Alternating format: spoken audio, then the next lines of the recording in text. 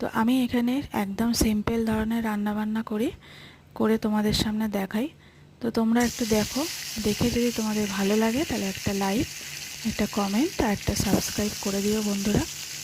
তো দেখো আমি আজকে বানাবো হচ্ছে রুই মাছ। রুই মাছের ঝোল বানাবো, একদম হালকা পাতলা, গরমকালে খাওয়ার মতো একদম উপযুক্ত। তো দেখো মশলাপাতি তো সবাই অনেকে অনেক কিছুই ব্যবহার করে, তো আমি একদম সিম্পল গুঁড়ো মশলা দিয়েই বানাবো। তো কীভাবে কি বানিয়েছি তোমরা একটু দেখতে থাকো। তো প্রথমে মাছগুলোকে আমি ভেজে নিয়েছি, নুন হলুদ মাখিয়ে ভেজে নিয়েছি। তো তারপর আমি এর জন্য যে মশলাগুলো করেছি সেগুলো দেখো। আমি একটা ছোট্ট সাইজের টমেটো দেবো, দুটো কাঁচা লঙ্কা দেবো, আর জিরে ফোড়ন দেবো, আর নুন হলুদ লঙ্কার গুঁড়ো জিরে গুঁড়ো যা দেয় এইটাই, একটু আদাও দিয়ে দেবো। তো একদম সিম্পল পদ্ধতিতে করেছি, বাড়িতে যা মশলা থাকবে তাই দিয়েই হয়ে যাবে, এমন কিছু বেশি কিচ্ছু দিইনি, দেখে নাও তোমরা।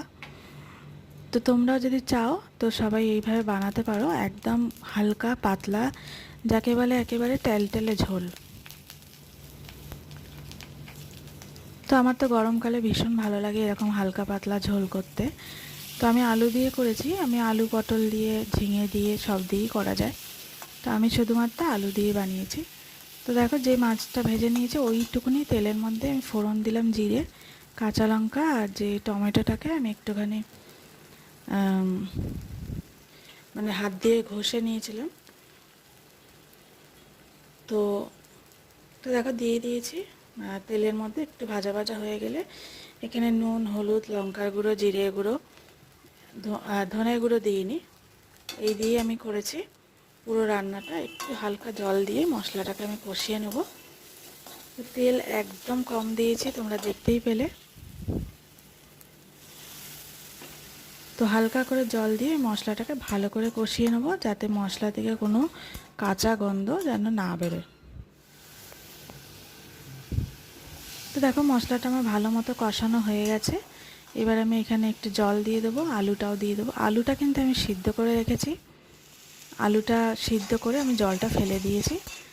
আমি প্রতিটা রান্নাতে আলু সিদ্ধ করে জল ফেলে দিই, যে যে রান্নায় আমি আলু দিই। তো আলু একটু না দিলে আবার ভালোও লাগে না। আমার তো ভীষণ আলু পছন্দ, তাই জন্য আমি আলু দিয়ে রান্না করি। তো সবার হয়তো পছন্দ নাও হতে পারে। তো দেখো বন্ধুরা তোমাদের ভালো লাগছে কি? যদি লাগে তাহলে একটা কিন্তু কমেন্ট করে জানাবে, ঠিক আছে? ভালো লাগুক খারাপ লাগুক সবটাই জানাবে, তাহলে আমি বুঝতে পারবো যে আমার রান্না কেমন হচ্ছে, বা আমি আরও কিছু চেষ্টা করব নিজেকে তৈরি করার।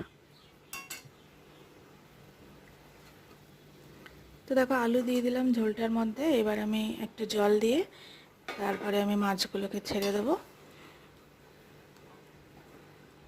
তো এইভাবে একটুখানি ফুটবে, তারপরে আমি নামিয়ে দেবো। আর গরম মশলা এসব কিচ্ছু ব্যবহার করিনি, যেইটুকু মশলা দিয়েছি ওর ভিতরেই হয়ে গেছে। তো দেখো ভালো মতো ফুটে গেল।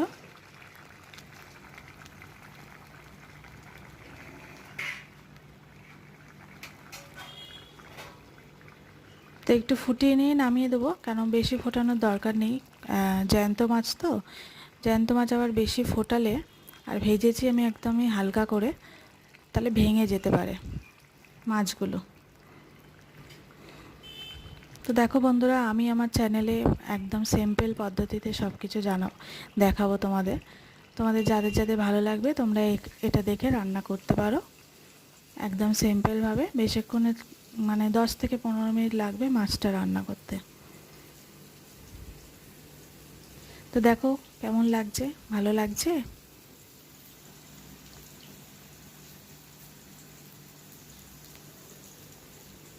তো থ্যাংক ইউ সবাইকে বন্ধুরা, তোমরা এতক্ষণ ধরে আমার পাশে থাকার জন্য এবং আমার ভিডিওটা দেখার জন্য সবাইকে অনেক অনেক ধন্যবাদ।